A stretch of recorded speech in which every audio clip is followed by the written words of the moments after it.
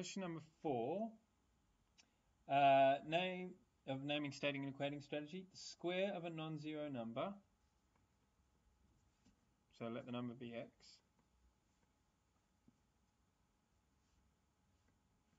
is equal to 70% of the original number. What is the original number?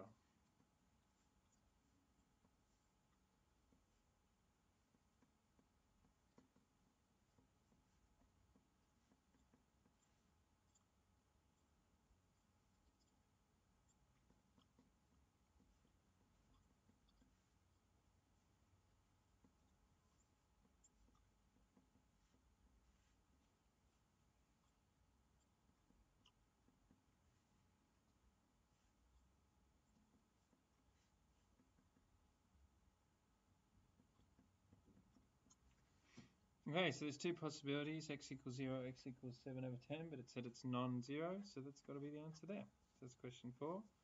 Question 5, the sum of 9 consecutive positive whole numbers is 2007. So what's my names for those? X plus 1, x plus 2, x plus 3, x plus 4, x plus 5, x plus 6, plus 7, x plus 8. You add them all up. The question says you get 2007. So in other words, 9x plus, that plus that is 9, that plus that is 9. It's got 4 pairs of 9.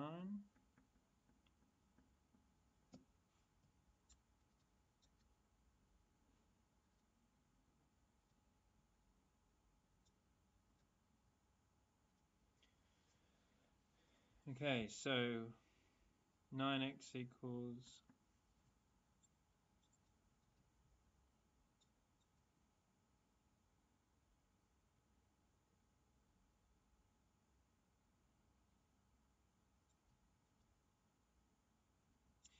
that minus 36 is 1971.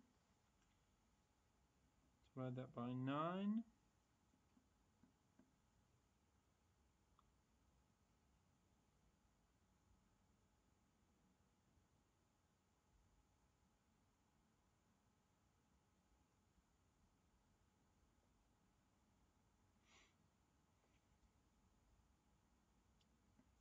So x equals 219.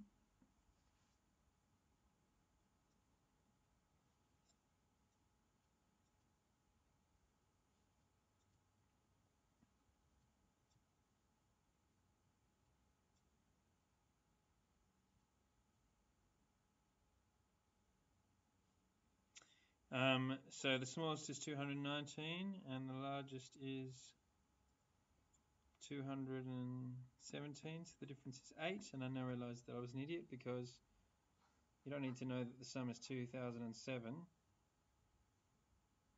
If there's 9 numbers in a row, the last one will be 8 more than the first one.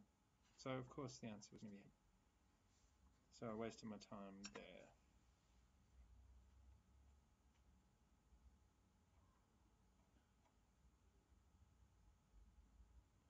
Question number 6.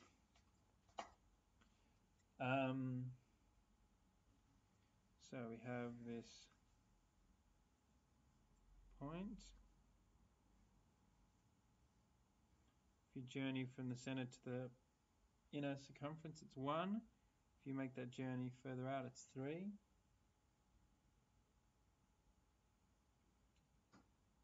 The shaded area here is 1/6 of the area of the outer circle. And what's the value of x?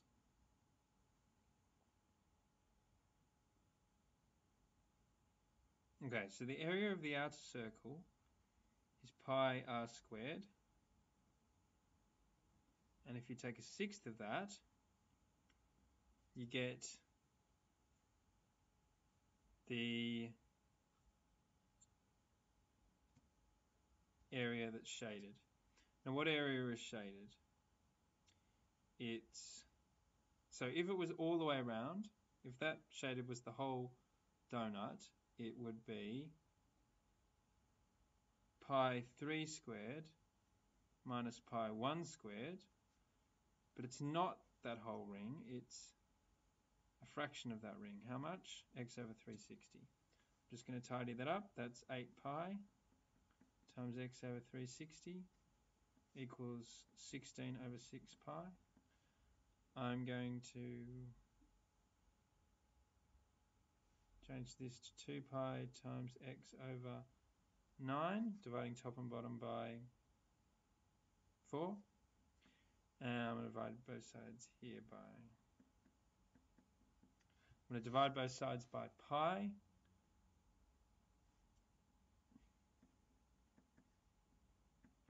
I'm going to times both sides by 9. And I'm going to divide both sides by 2. So x equals 12.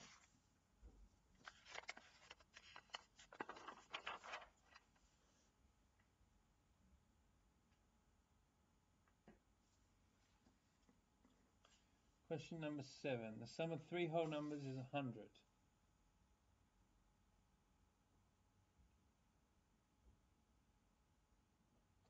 So I could just name them X, Y, and Z. But there's usually better names than just different letters of the alphabet.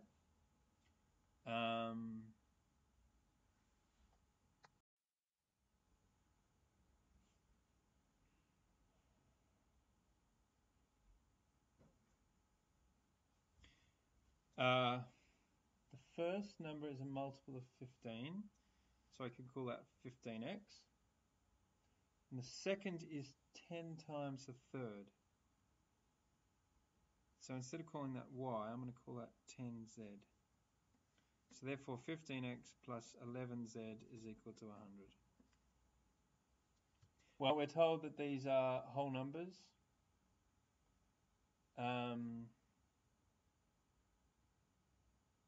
So it's only so many things that they can be.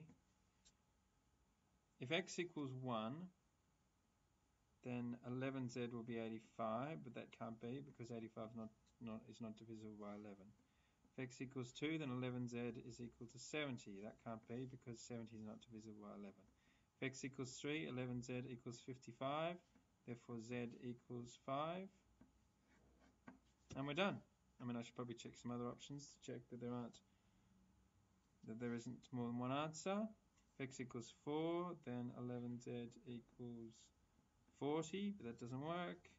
If x equals 5, then 11z equals 45, that doesn't work. If x equals 6, and we now run out of options. Yeah. So there we go, the answer definitely has to be x equals 3. Question number 8. The perimeter of an isosceles triangle is 25.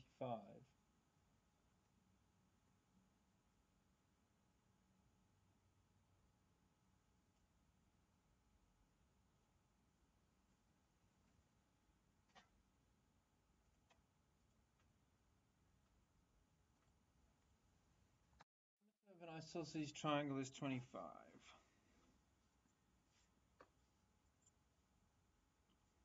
So 2x plus y equals 25. All three sides are prime. Find the lengths of the two possible triangles. Okay, well let's say x equals 2. Then y would be 21, but that's not prime, so cut that. X equals 3. Then y would be 19. So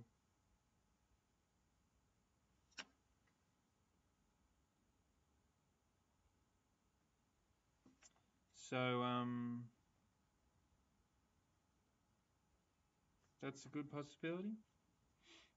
And if x equals 4, then y would be 17, but y is not prime. I don't know why x is not prime. 4 is not prime rather. X equals 5, y will be 15, that's not prime. X equals 6, well that's not prime. X equals 7, y would be 11, so that's good.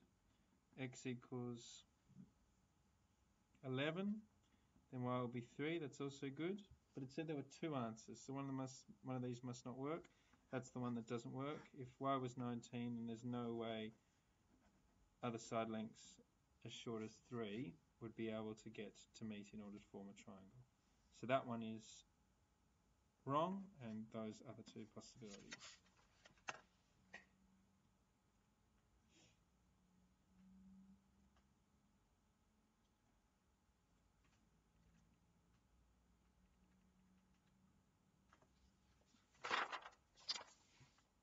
Question number 9. The sum of 3 whole numbers between 1 and 50, so x plus y plus z, is greater than 57. The first number is a prime number.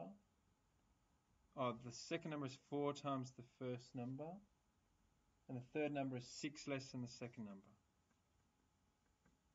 They're the best names, so therefore, x is prime. The other information is captured in these names. 9x minus 6 is greater than 57. So 9x has to be greater than or equal to... Oh, wait, no, it's not greater than or equal to. It's just greater than 57. 63, so therefore x has to be bigger than 7.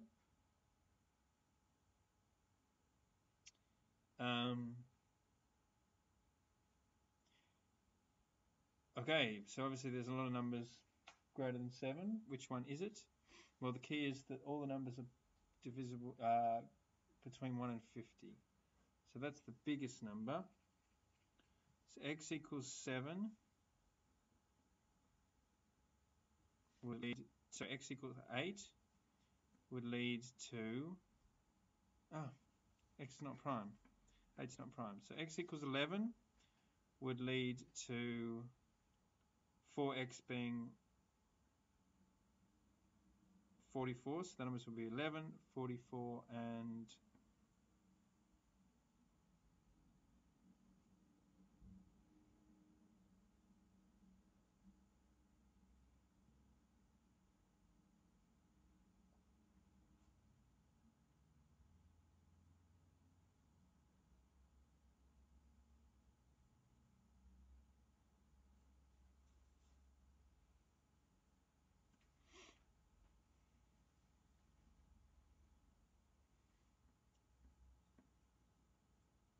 Okay, so that definitely works. All 3 of those are under 50. What about x equals 13? Then you get 13, 52, which is not under 50. So there we go. That's the answer. X equals 11.